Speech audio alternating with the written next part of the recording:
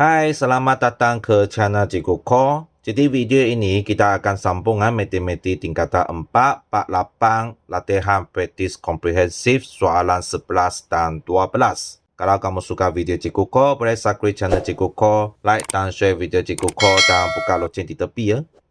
Okey, jadi kita buka buku teks muka surat 239 dan kita tengok soalan 11. Hasil tambah bagi suatu set 10 nombor ialah 180 dan hasil tambah kuasa 2 bagi set nombor itu ialah 3,800.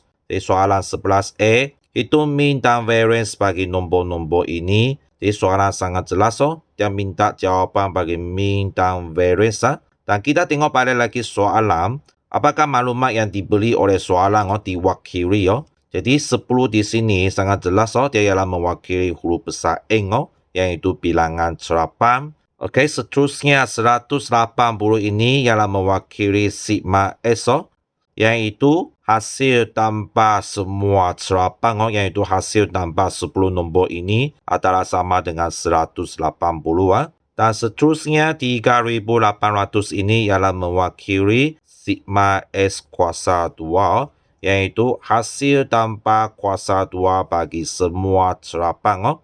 Jadi terdapat 3 maklumat yang diberi di sini. Jadi kita boleh mulalah menjawab soalan 11A. Okey, jadi pertama kita kira jawapan bagi mean dulu. Jadi mengikut rumus mean adalah sama dengan sigma S iaitu hasil tambah semua serapan. Lepas itu bahagi dengan huruf besar N iaitu bilangan serapan. Dan maklumat hasil tambah bagi semua serapan sudah diberi oleh soalan iaitu 1,800. Jadi kamu boleh ganti masuk maklumat ini iaitu 180 per huruf besar N di sini ialah bilangan serapan sudah diberi oleh soalan juga iaitu 10. Jadi di sini kamu pun boleh ganti masuk ke dalam rumus ini per 10. Lepas itu kamu boleh tekan kalkulator 180 per 10. Jadi jawapan adalah sama dengan 18. Maksudnya jawapan 18 ini ialah jawapan mean bagi soalan 11A. Okey, seterusnya kita boleh cari jawapan bagi variance. Jadi mengikut rumus variance adalah sama dengan sigma S kuasa 2 iaitu hasil tambah kuasa 2 bagi semua serapan. Lepas itu bahagi dengan huruf besar N iaitu 10. Lepas itu tolak lagi mean kuasa 2. Mean tadi kita sudah cari iaitu 18. Jadi kamu boleh ganti semua maklumat yang kamu sudah tahu. Jadi kamu boleh tulis dulu 3,800 iaitu sigma S kuasa 2 yang diberi oleh soalan. Lepas itu bahagi dengan bilangan serapan iaitu 10. Tolak lagi mean kuasa 2 iaitu jawapan bagi soalan 11A. Jadi kamu boleh tulis tolak 18 kuasa 2. Jadi kamu boleh tekan kalkulator 3,800 per 10. Lepas itu kamu boleh tekan lagi tolak 18 kuasa 2. Jadi kamu boleh tekan sama dengan. Jadi jawapan adalah sama dengan 56. Jadi jawapan variance bagi soalan 11A adalah sama dengan 56. Jadi ini ialah jawapan bagi soalan 11A. Seterusnya kita tengok soalan bagi 11B. Nombor 19 ditambah ke dalam set nombor-nombor ini. Jadi hitung mean dan variance yang baru. Jadi untuk mencari jawapan mean yang baru, jadi masih guna rumus yang sama, iaitu sigma S, hasil tambah semua serapan, lepas itu bahagi dengan huruf besar N, iaitu bilangan serapan. Jadi diberitahu oleh soalan, terdapat satu nombor telah ditambah ke dalam 10 nombor tata ini. Jadi maksudnya bilangan serapan dia sekarang ialah 11, bukan lagi 10, sebab terdapat satu nombor 19 ditambah masuk. Lepas itu sigma S ini hasil tambah semua serapan. Maksudnya asalnya hasil tambah semua serapan ialah 180. Dan sekarang lagi kamu akan tambah lagi satu serapan iaitu 19. Jadi kamu boleh tulis jawapan macam ini 180 tambah lagi 19. Lepas itu kamu bahagi dengan bilangan serapan iaitu 11 bukan lagi 10. Jadi kamu boleh tekan kalkulator cari jawapan di atas ini dulu iaitu 180 tambah lagi 19. Jadi kamu tekan sama dengan jawapan ialah 199. Lepas itu baru kamu tekan bahagi dengan 11. Lepas itu kamu tekan sama dengan jadi jawapan adalah sama dengan 199 per 11. Kamu boleh tukar jawapan kepada nombor perpuluhan. Jadi jawapan adalah sama dengan 18,09. Ingat biasanya pelajar buat kesilapan ialah dia terus tekan sekaligus iaitu 180 tambah 19 lepas tu bahagi dengan 11. Banyak pelajar tekan jawapan macam ini. Ingat ini adalah langkah yang salah. Tidak boleh tekan macam ini. Sebab jawapan dia akan tukar kepada jawapan yang lain. Ada nampak? Dia tidak sama dengan jawapan yang tadi kita cari. Ingat tidak boleh tekan dengan kaedah ini. Kamu mesti cari jawapan di atas dulu iaitu 180 tambah dengan 19. Jadi kamu tekan sama dengan cari jawapan di atas dulu. Baru kamu sambung bahagi dengan 11. Ini barulah adalah langkah yang betul. Jadi kamu boleh tukar jawapan kepada nombor perpuluhan. Jadi jawapan adalah sama dengan 18,09. Inilah barulah langkah yang betul. Jadi maksudnya min baru bagi soalan 11B adalah sama dengan 18,09. Jadi inilah jawapan bagi min yang baru. Okey, seterusnya kita nak cari jawapan bagi variance yang baru. Jadi masih guna rumus yang sama, iaitu sigma S kuasa 2, iaitu hasil tambah kuasa 2 bagi semua cerapan. Lepas tu bahagi dengan bilangan cerapan, iaitu 11. Tolak lagi min kuasa 2. Jadi jawapan min mesti ikut jawapan min baru. Bukan min asal dia. Mesti ikut jawapan min yang baru, iaitu 11,09 kuasa 2. Jadi kamu boleh tulis jawapan. Sigma S kuasa 2 asal dia ialah 3,800. Jadi kamu masih tulis jawapan 3,800. Tapi terdapat satu cerapan telah ditambah masuk ke dalam set data itu, iaitu 19. Jadi di sini kamu tambah lagi 19 kuasa 2. Ingat ada kuasa 2. Banyak pelajar buat kesilapan yang ada di sini tidak letak kuasa 2. Lepas itu bahagi lagi dengan bilangan cerapan iaitu 11. Dan seterusnya tolak lagi min kuasa 2 iaitu 18,09 kuasa 2.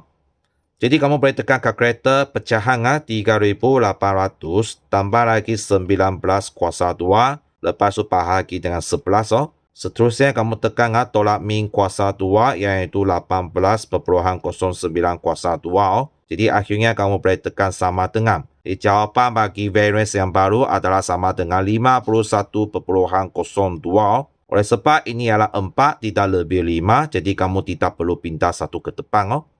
Jadi jawapan bagi variance yang baru adalah sama dengan 51,02. Jadi ini ialah jawapan bagi soalan 11B. Okey, seterusnya kita tengok soalan 12. Jadual di bawah menunjukkan masa yang diluangkan dalam jam untuk mengulang kaji dalam seminggu oleh 32 orang murid. Ingat maklumat 32 ini yang diberi oleh soalan ialah menunjukkan kepada bilangan kegelapan ataupun bilangan cerapan, iaitu huruf besar N di sini. Jadi satu jadual yang diberi oleh soalan, jadi terdapat maklumat bagi masa iaitu jam dan bilangan murid. Ingat bilangan murid di sini merujuk kepada kegelapan ataupun bilangan cerapan. Dan maklumat cerapan adalah merujuk kepada masa iaitu jam ini. Ini ialah merujuk kepada maklumat bagi cerapan. Biasanya pelajar keliru dengan dua maklumat ini yang diberi oleh soalan. Jadi kita tengok soalan 12A. Hitung jumlah antara kuartil, variance dan sisian bawah bagi taburan ini. Jadi kita cari jawapan bagi jumlah dulu, iaitu adalah sama dengan nilai cerapan yang paling tinggi tolak dengan nilai cerapan yang paling rendah. Jadi mengikut jadual ini, tadi cikgu sudah cakap, nilai cerapan ialah merujuk kepada masa ataupun jam, bukan merujuk kepada bilangan murid. Biasanya pelajar keliru dengan dua ini. Kalau kamu nak rujuk kepada nilai cerapan, mesti tengok baris masa jam. Kalau kamu nak rujuk kepada bilangan cerapan, jadi baru kamu rujuk kepada bilangan murid. Jadi mengikut jadual ini, nilai cerapan yang paling tinggi ialah 10 dan nilai cerapan yang paling rendah ialah 1. Maksudnya untuk mencari jawapan jumlah, kamu mesti guna nilai cerapan yang paling tinggi iaitu 10 tolak dengan nilai cerapan yang paling rendah iaitu 1. Jadi kamu boleh kira 10 tolak 1, jadi jawapan adalah sama dengan 9. Maksudnya ini ialah jawapan jumlah bagi soalan 12A. Jadi biasanya pelajar buat kesilapan ialah dia guna maklumat dalam bilangan murid iaitu bilangan cerapan. Dia akan guna nilai 9 lepas itu tolak dengan nilai 1. Jadi 9 tolak 1 adalah sama dengan 8. Jadi ini adalah langkah yang salah. Tidak boleh pakai. Ingat nilai cerapan mesti ikut maklumat bagi masa jam bukan bilangan murid. Jadi seterusnya kita nak cari jawapan bagi jumlah antara kuartil, iaitu nilai serapan pada kedudukan kuartil ketiga, iaitu Q3, tolak lagi nilai serapan pada kedudukan kuartil pertama, iaitu Q1. Jadi rumus bagi Q3 adalah sama dengan serapan ke kurungan. Ingat wajib rumus dia ialah 3/4. Ingat rumus untuk mencari nilai serapan pada kedudukan kuartil ketiga mesti 3/4. Ini sudah ditetapkan. Jadi mengikut soalan bilangan serapan adalah sama dengan 32. Sebab itu di sini kamu tulis darab dengan 32. Jadi kamu boleh tekan kalkulator 3/4 darab dengan 32. Jadi jawapan adalah sama dengan serapan ke 24. Maksudnya jawapan nilai serapan pada kedudukan kuartil ketiga adalah pada kedudukan ke-24. Ingat ini bukan jawapan yang akhir. Ini dia hanya beritahu di mana kedudukan serapan itu terletak. Jadi kalau kamu tak dapat imagine kedudukan serapan dengan mengikut jadual ini, jadi kamu sendiri boleh lukis lagi satu jadual. Ingat jadual ini tidak wajib dilukis.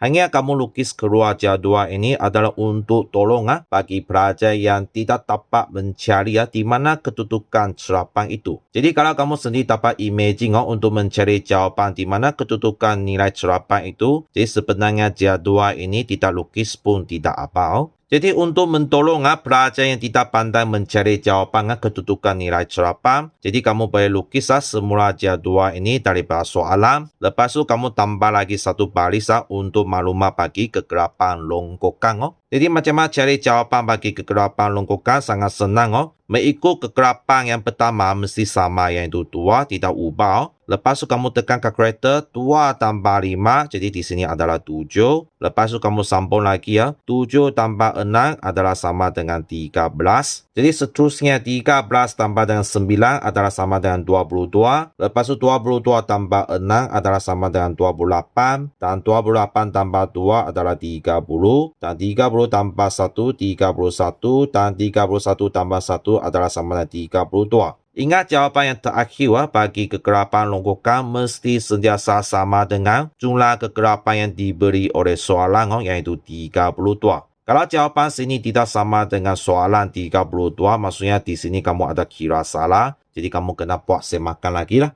Jadi dengan ada maklumat kegelapan longgokan ini, jadi kita boleh cari di mana kedudukan serapan itu. Ingat bagi kedudukan pertama hingga kedua adalah di kolom yang pertama. Lepas tu kamu boleh sambung lagi 3 sampai kedudukan 7 adalah pada kolom yang kedua. Dan seterusnya kamu boleh sambung lagi nilai serapan pada kedudukan 8 hingga 13 adalah di kolom yang ketiga. Lepas tu kamu boleh sambung lagi kedudukan 14 hingga 22 ialah pada kolom yang keempat. Dan seterusnya nilai serapan pada kedudukan 23 hingga 28 ialah pada kolom yang kelima. Ingat kedudukan yang terakhir di sini mesti sama dengan jawapan kegelapan longgokan pada kolom tersebut. Jadi selepas 28 kamu boleh sambung lagi 29 hingga 30 ialah pada kolom yang ke-6.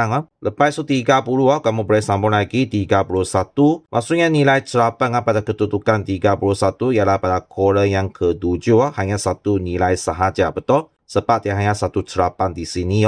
Lepas itu selepas 31 kamu boleh sambung lagi 32. Jadi sama juga hanya satu bilangan sahaja. Jadi maksudnya nilai serapan pada kedudukan 32 ialah terletak pada kolom yang terakhir. Jadi maklumat kedudukan serapan di sini boleh membantu untuk kamu mencari jawapan bagi jumlah antara kuartil. Jadi mengikut pengiraan tadi yang kita sudah buat, nilai serapan pada kedudukan kuartil ketiga ialah terletak pada ke-24. Ada nampak? Jadi kamu cari jawapan pada baris yang terakhir di sini. Jadi di mana kedudukan 24? Jadi sangat jelaskan ialah di antara 23 hingga 28. Maksudnya pada kedudukan di sini, betul? Ingat kita bukan ambil jawapan ini. Kita mesti mengambil jawapan nilai serapan, iaitu baris bagi masa dan jam. Maksudnya pada kedudukan 24. Jadi apakah jawapan nilai serapan dia? Iaitu 5. Maksudnya kamu mesti ambil jawapan ini 5. Jadi di sini kamu boleh sambung lagi Q3 adalah sama dengan 5. Maksudnya ini ialah jawapan bagi Q3. Jadi seterusnya kita nak cari yang nilai cerapa pada kuartil pertama iaitu Q1.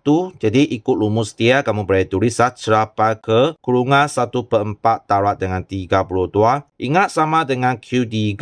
Jawapan bagi Q1 rumus dia mesti 1/4. Ini memang sudah tetap punya. Lepas tu darab dengan nilai cerapa iaitu 32. Ini yang telah diberi oleh soalan. Jadi kamu boleh tekan kalkulator 1/4 darab dengan 32. Jadi kamu boleh tulis adalah sama dengan cerapan ke-8. Ingat ini bukan jawapan yang akhir bagi Q1. Ini adalah maklumat untuk memberitahu kamu nilai cerapan pada kedudukan kuartil pertama ialah terletak pada kedudukan ke-8. Jadi kamu boleh rujuk balik lagi kepada jadual yang tadi kamu lukis. Kamu tengok baris yang terakhir ini. Jadi di mana kedudukan ke-8. Jadi sangat jelas di sini betul. Iaitu 8 hingga 13. Ini ialah jawapan nilai cerapan pada kedudukan kuartil pertama. Jadi ingat saya sudah cakap kamu bukan tulis jawapan ini. Kamu ialah tulis jawapan nilai cerapan dia iaitu jawapan bagi 3. Jadi di sini kamu boleh sambung lagi adalah sama dengan 3. Maksudnya nilai cerapan pada kedudukan kuartil pertama adalah sama dengan 3. Jadi jawapan bagi nilai cerapan pada kedudukan kuartil ketiga adalah sama dengan 5. Dan jawapan bagi nilai cerapan pada kedudukan kuartil pertama adalah sama dengan 3. Jadi kedua-dua jawapan ini sudah ada. Jadi kamu boleh ganti masuk ke dalam rumus jumlah antara kuartil adalah sama dengan Q3 tolak dengan Q1. Jadi kamu boleh sambung. Q3 adalah 5 tolak dengan Q1 adalah 3. Jadi 5 tolak 3 adalah sama dengan 2. Jadi inilah jawapan bagi jumlah antara kuartil bagi soalan 12A. Okey, seterusnya kita nak cari jawapan bagi variance. Jadi bagi tata terkumpul dalam bentuk jadual. Jadi rumus bagi variance dan mean dia ada lain sikit. Jadi rumus bagi variance kita kena guna rumus inilah. Iaitu sigma Fs kuasa 2 per sigma F tolak lagi mean kuasa 2. Jadi F di sini merujuk kepada bilangan mulia iaitu bilangan cerapan. Dan S di sini merujuk kepada nilai cerapan iaitu masa dan jam. Jadi sebelum kita sambung dengan jawapan variance, kita kena cari jawapan mean dulu. Jadi untuk bagi rumus mean, kita pun kena guna lain sikit bagi tata tak terkumpul dalam bentuk jadual. Iaitu adalah sama dengan sigma Fs per sigma F. Sama juga sigma F di sini merujuk kepada bilangan murid iaitu bilangan cerapan. Dan S di sini merujuk kepada masa jam. Jadi maksudnya kamu boleh sambung Fs di sini maksudnya bilangan cerapan darab dengan nilai cerapan. Jadi kamu boleh letak kurungan 2 darab dengan 1. Tambah lagi sebab dia ada simbol sigma. Simbol sigma di sini merujuk kepada hasil tambah. Jadi seterusnya adalah sama dengan 5 darab dengan 2. Jadi kamu boleh letak kurungan 5 darab dengan 2. Tambah lagi 6 darab dengan 3. Tambah lagi 9 darab dengan 4. Tambah lagi 6 darab dengan 5. Tambah lagi 2 darab dengan 6. Tambah lagi 1 darab dengan 7. Tambah lagi 1 darab dengan 10. Okey, lepas tu bahagi dengan hasil tambah semua cerapan iaitu sigma F. Dan soalan ini dia sudah beri hasil tambah semua cerapan iaitu sigma F adalah sama dengan 32. Jadi kamu tak perlu kira lagi jadi kamu boleh terus masukkan 32 di sini Kalau soalan tidak beri maklumat ini 32 jadi pun tidak apa. Kamu boleh sendiri tambah nilai-nilai di sinilah untuk mencari jawapan sigma F. Okey, jadi seterusnya kamu boleh tekan kalkulator. Ingat, kamu mesti cari jawapan di atas dulu.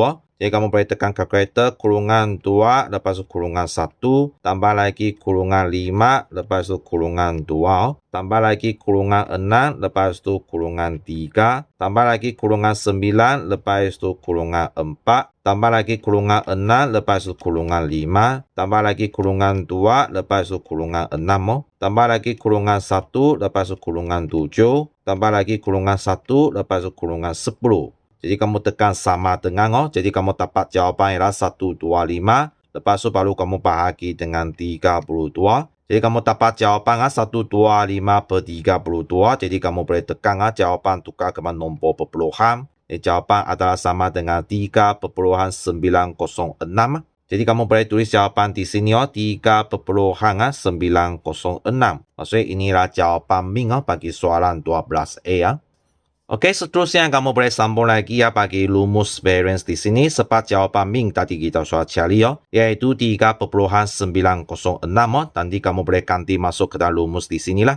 Jadi untuk mencari jawapan sigma fs kuasa 2 sangat senang. Kamu boleh tengok rumus dia. Kamu boleh perhatikan rumus dia. S kuasa 2 di sini merujuk kepada nilai serapan dia nak kamu kuasa 2 kan. Selepas itu baru kamu taruh dengan F yaitu bilangan serapan dia. Jadi kamu boleh tulis macam ini 1 kuasa 2 taruh dengan F yaitu 2. Tambah lagi 2 kuasa 2 taruh dengan 5. Tambah lagi 3 kuasa 2 taruh dengan 6. Ingat biasanya pelajar buat kesilapan ya, dia kuasa 2 ini letak salah. Ingat kuasa 2 ini mesti letak pada nilai serapan, bukan kegelapan dia.